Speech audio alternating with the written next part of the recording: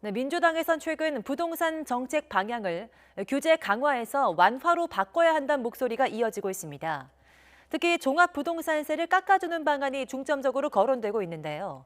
당 안팎에선 아파트 값을 안정시킬 의지가 있는 거냐며 비판이 나오고 있습니다. 이경국 기자입니다. 종합부동산세는 부동산 광풍이 불던 지난 2005년 노무현 정부 때 도입됐습니다. 이후 2009년 1가구 1주택자 9억 원이라는 종부세 부과 기준이 마련됐는데 당시 적용 대상 가구는 0.6%였습니다.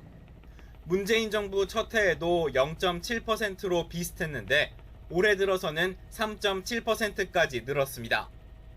부동산 가격의 급격한 상승에 공시가격 현실화까지 더해졌기 때문입니다. 민주당은 지난해까지만 해도 세제 강화 중심의 부동산 정책 기조에 발맞춰 다주택자에 대한 종부세 인상을 추진했습니다. 거센 조세 저항에도 불구하고 세제를 강화해 집값을 잡겠다는 의지가 강했습니다. 당정은 전혀 검토한 바 없고 계획도 없다는 말씀을 드립니다. 하지만 지난 4.7 재보선 참패 이후 민주당 태도가 180도 바뀌었습니다.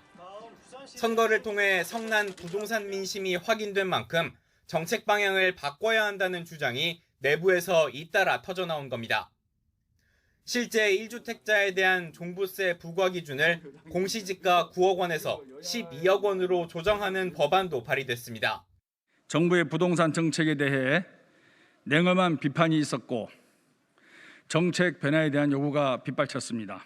이러한 목소리들을 귀 기울이면서 이를 두고 집권 여당인 민주당이 집값을 안정시킬 의지를 보이기는커녕 오히려 치솟은 집값을 그대로 인정하는 것이냐는 비판이 나오고 있습니다. 세금 깎아줄 테니 더 많은 집을 가져도 괜찮다라고 부동산 광풍을 조장하고 있습니다. 정부 역시 부동산 시장에 잘못된 메시지를 줄 수 있다는 우려를 공개적으로 표했습니다.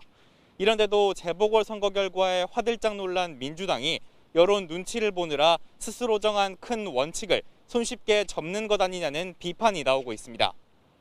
YTN 이경국입니다.